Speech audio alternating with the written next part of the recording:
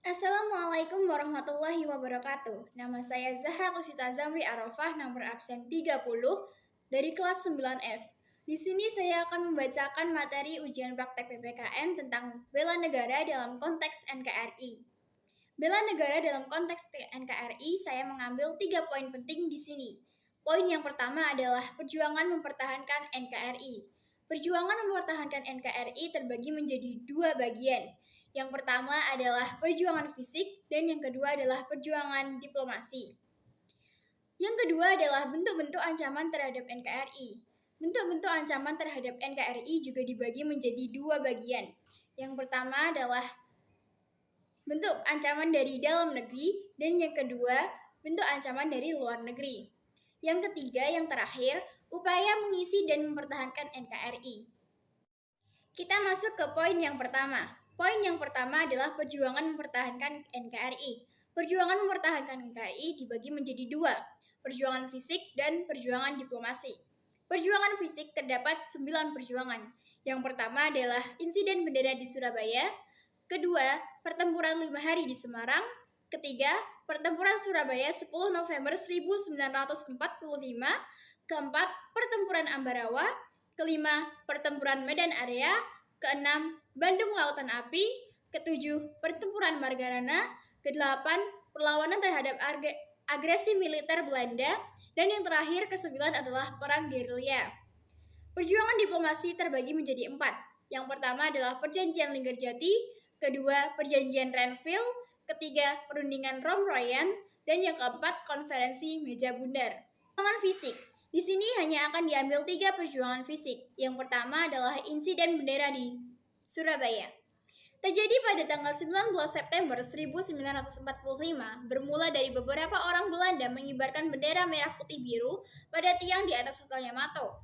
Tindakan tersebut menimbulkan kemarahan rakyat Surabaya. Kemudian mereka menyerbu Hotel Yamato dan merobek warna biru pada bendera Belanda dan tersisa warna merah putih yang kini menjadi bendera Indonesia. Kedua, pertempuran 5 hari di Semarang. Terjadi dari tanggal 15 Oktober 1945 sampai tanggal 20 Oktober 1945. Kurang lebih sebanyak 2.000 pasukan Jepang berhadapan dengan TKR dan para pemuda. Peristiwa ini memakan banyak korban dari kedua belah pihak. Berawal dari 400 orang veteran Al-Jepang akan dipekerjakan untuk mengubah pabrik gula Cepiring Semarang menjadi pabrik senjata. Memberontak saat dipindahkan ke Semarang, kemudian menyerang polisi Indonesia yang mengawal mereka. Dr. Karyadi menjadi salah satu korban, lalu namanya diabadikan menjadi nama salah satu rumah sakit di Semarang.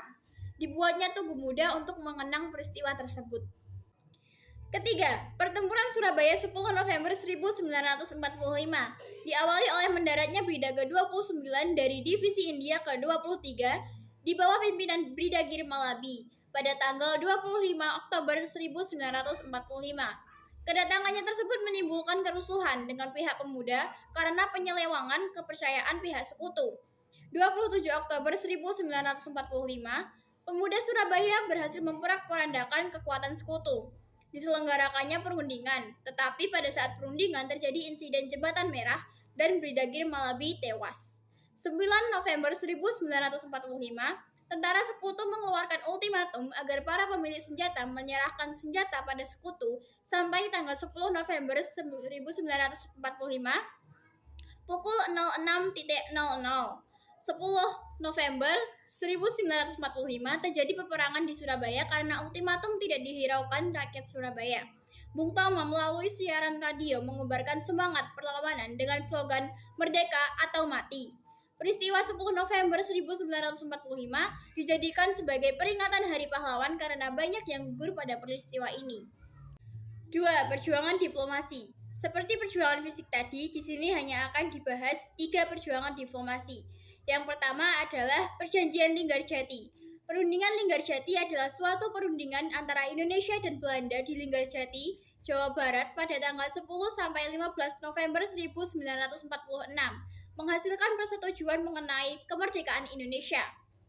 Hasil perundingan ditandatangani di Istana Merdeka, Jakarta, 15 November 1946 dan ditandatangani sah oleh kedua negara tanggal 25 Maret 1947. Indonesia diwakili oleh Sultan Syahrir, sedangkan Belanda diwakili oleh tim Komisi Jenderal dan dipimpin oleh Wim Schermerhorn dengan anggota H.J.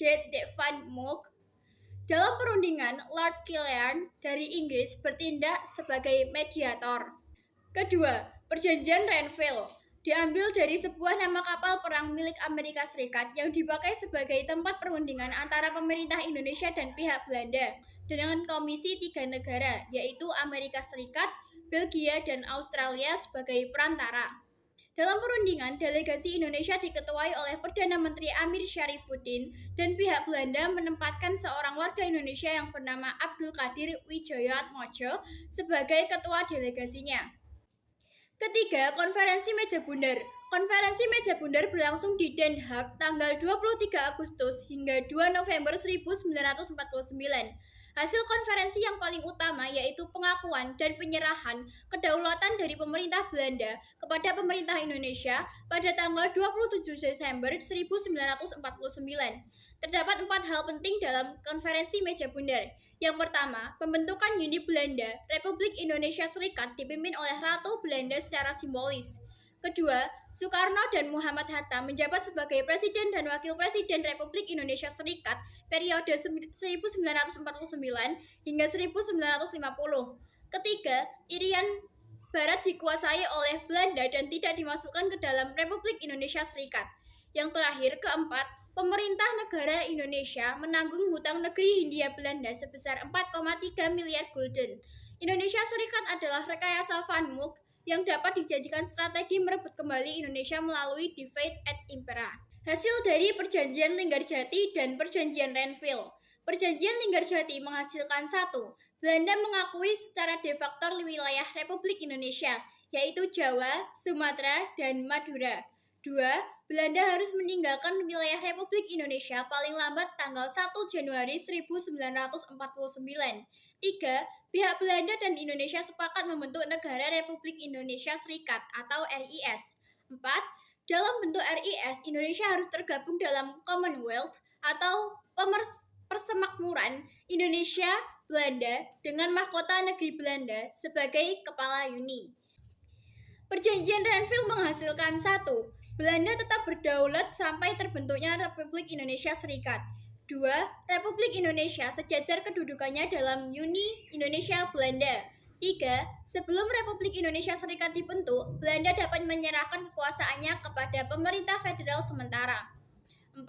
Republik Indonesia menjadi negara bagian dari Republik Indonesia Serikat. 5. Antara 6 bulan sampai 1 tahun akan diselenggarakan pemilihan umum untuk membentuk konstituante RIS. 6. Tentara Indonesia di daerah pendudukan Belanda harus dipindahkan ke daerah Republik Indonesia. Kita masuk ke poin yang kedua, ancaman terhadap NKRI. Ancaman terhadap NKRI terbagi menjadi 2. Yang pertama, ancaman dari dalam negeri.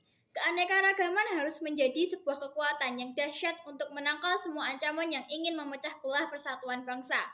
Yang kedua, ancaman dari luar negeri. Ancaman dari luar negeri yang harus diwaspadai adalah ancaman non-militer, yaitu terhadap ideologi, politik, ekonomi, dan sosial budaya. 1. Ancaman dari dalam negeri. 10 ancaman dari dalam negeri sebagai berikut. Yang pertama, disintegrasi bangsa melalui gerakan-gerakan separatis berdasarkan sentimen kesukuan atau pemberontakan akibat ketidakpastian daerah terhadap kebijakan pemerintah pusat. Gerakan separatis terjadi di beberapa daerah antara lain di Papua, Maluku, Aceh, dan Poso. Separatisme yaitu keinginan memisahkan diri dari NKRI.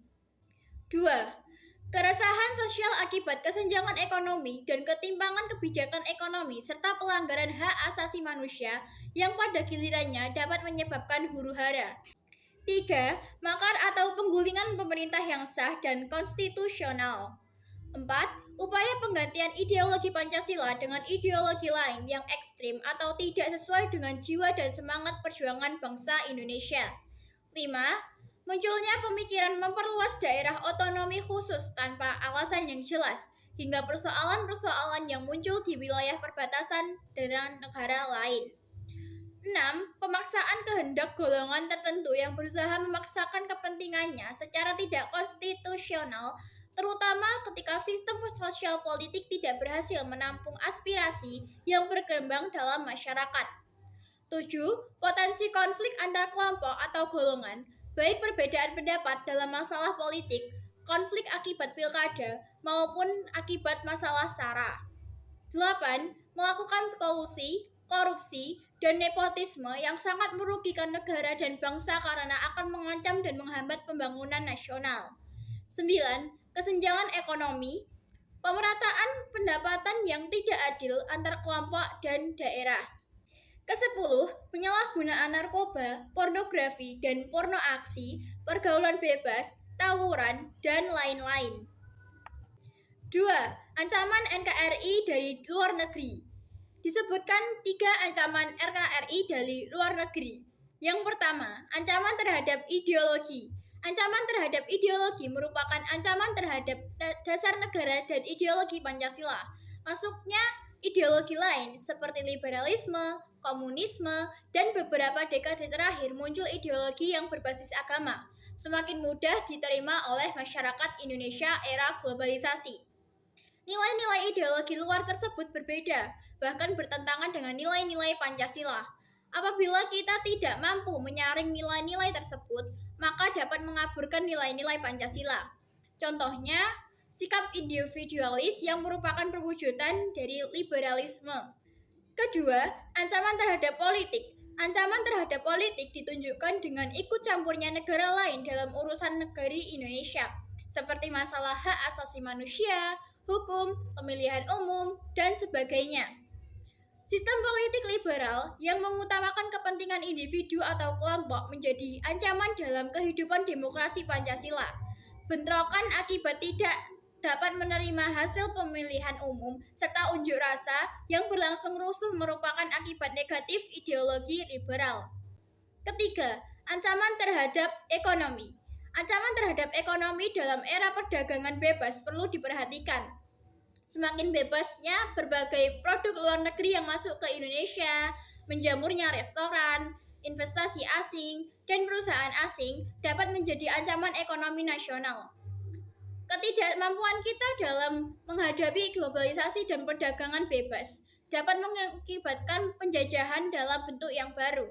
Misalnya, sikap lebih menyukai produksi luar negeri hanya karena gengsi merupakan bentuk baru penjajahan bidang ekonomi. Kita masuk ke poin yang terakhir, poin ketiga, upaya mengisi dan mempertahankan NKRI. NKRI yang diproklamasikan pada tanggal 17 Agustus 1945 mempunyai tekad untuk mempertahankan dan menegakkan kemerdekaan serta kedaulatan bangsa dan negara berdasarkan Pancasila dan Undang-Undang Dasar Negara Republik Indonesia tahun 1945. Oleh karena itu, dalam kehidupan bernegara, aspek pertahanan merupakan faktor yang sangat hakiki dalam menjamin kelangsungan hidup bangsa. Dalam pasal 27 ayat 3 Undang-Undang Dasar Negara Republik Indonesia tahun 1945 dijelaskan bahwa setiap warga negara itu memiliki hak dan kewajiban dalam upaya pembelaan negara. Menurut pasal 30 ayat 1 Undang-Undang Dasar Negara Republik Indonesia tahun 1945 dijelaskan bahwa setiap warga negara juga memiliki hak dan kewajiban dalam usaha pertahanan dan keamanan negara. Pembahasan materi. Dalam Undang-Undang Nomor 3 Tahun 2002 dijelaskan bahwa A. Kemerdekaan ialah hak segala bangsa dan oleh sebab itu, maka penjajahan di atas dunia harus dihapuskan karena tidak sesuai dengan peri kemanusiaan dan peri keadilan. B. Pemerintah negara Indonesia melindungi segenap bangsa Indonesia dan seluruh tumpah darah Indonesia, memajukan kesejahteraan umum, mencerdaskan kehidupan bangsa, dan ikut melaksanakan ketertiban dunia yang berdasarkan kemerdekaan, perdamaian abadi, dan keadilan sosial. C. Hak dan kewajiban setiap warga negara untuk ikut serta dalam upaya pembelaan negara. D. Bumi, air, dan kekayaan alam yang terkandung di dalamnya dikuasai oleh negara dan dipergunakan untuk sebesar-besarnya kemakmuran rakyat. Prinsip penyelenggaraan pertahanan negara. Disebutkan ada 6 prinsip. Yang pertama adalah bangsa Indonesia berhak dan wajib membela serta mempertahankan kemerdekaan dan kedaulatan negara, keutuhan wilayah, serta keselamatan segenap bangsa Indonesia dari segala ancaman. B. Pembelaan negara diwujudkan dengan keikutsertaan dalam upaya pertahanan negara, merupakan tanggung jawab dan kehormatan bagi setiap warga yang didasarkan pada kesadaran hak dan kewajiban warga negara serta keyakinan pada kekuatan sendiri. C. Pertahanan negara disusun berdasarkan prinsip demokrasi, hak asasi manusia, kesejahteraan umum, lingkungan hidup, ketentuan hukum nasional, hukum internasional, dan kebiasaan internasional, serta prinsip hidup berdampingan secara damai dengan memperhatikan kondisi geografis Indonesia sebagai negara kepulauan. D. Bangsa Indonesia cinta perdamaian, tetapi lebih cinta kepada kemerdekaan dan kedaulatannya. E. Bentuk pertahanan negara bersifat semesta dalam arti melibatkan seluruh rakyat dan segenap sumber daya nasional, sarana, dan prasarana nasional, serta seluruh wilayah negara sebagai satu kesatuan pertahanan. F. Bangsa Indonesia menentang segala bentuk penjajahan dan menganut politik luar negeri bebas aktif. Menurut Undang-Undang Nomor 3 Tahun 2002 Pasal 9 Ayat 2, dijelaskan bahwa A. Pendidikan kewarganegaraan dimaksudkan untuk membentuk bangsa Indonesia menjadi manusia yang memiliki rasa kebangsaan dan cinta tanah air. Pendidikan kewarganegaraan merupakan mata pelajaran yang memiliki fokus pembelajaran pada pembekalan pengetahuan, pembinaan sikap, perilaku, dan pelatihan keterampilan sebagai warga negara yang demokratis. Tata hukum dalam kehidupan masyarakat mengacu pada kompetensi kewarganegaraan, yaitu 1. Pengetahuan kewarganegaraan atau civic knowledge. 2. Keterampilan kewarganegaraan atau civic skills. 3. Watak-watak kewarganegaraan atau civic disposition. B. Pelatihan dasar kemiliteran merupakan usaha untuk membantu TNI dan Polri dalam menjaga keamanan dan ketertiban warga negara. Misalnya, pelatihan dasar militer yang dilakukan di lingkungan perguruan tinggi, baik sebagai anggota resimen mahasiswa atau Menwa, dan melalui pendidikan pendahuluan bela negara (PPBN). C. Pengabdian sebagai prajurit TNI dan Polri. TNI berperan sebagai alat pertahanan negara Republik Indonesia yang bertugas mempertahankan kedaulatan negara dan keutuhan wilayah, melindungi kehormatan dan keselamatan bangsa, melaksanakan operasi militer selain perang, serta secara aktif dalam bertugas pemeliharaan perdamaian regional dan internasional. Sementara itu, tugas utama Polri adalah sebagai alat negara yang memelihara keamanan dan ketertiban masyarakat, melindungi, mengayomi, dan melayani masyarakat serta menegakkan hukum. D. Pengabdian sesuai profesi merupakan pengabdian semua warga negara yang sesuai dengan profesi dan kemampuan yang dimilikinya, yang dilandasi kesadaran akan cinta tanah air serta semangat rela berkorban untuk kepentingan dan kemajuan bangsa, termasuk dalam menanggulangi atau memperkecil akibat yang ditimbulkan oleh perang, bencana alam, dan bencana lainnya. Seluruh warga negara memiliki hak dan kewajiban untuk berpartisipasi atau turut serta dalam upaya pembelaan negara. Pembelaan negara bukan hanya dilakukan oleh para pahlawan dulu dalam berjuang meraih kemerdekaan atau dalam mempertahankan kemerdekaan saja. Namun, kita semua sebagai pemilik negeri ini sampai kapanpun kita harus turut berjuang untuk mempertahankan kedaulatan serta memajukan bangsa. Sekian pembacaan materi ujian praktek PPKN dari saya. Bila ada salah kata, saya mohon maaf. Wassalamualaikum warahmatullahi wabarakatuh.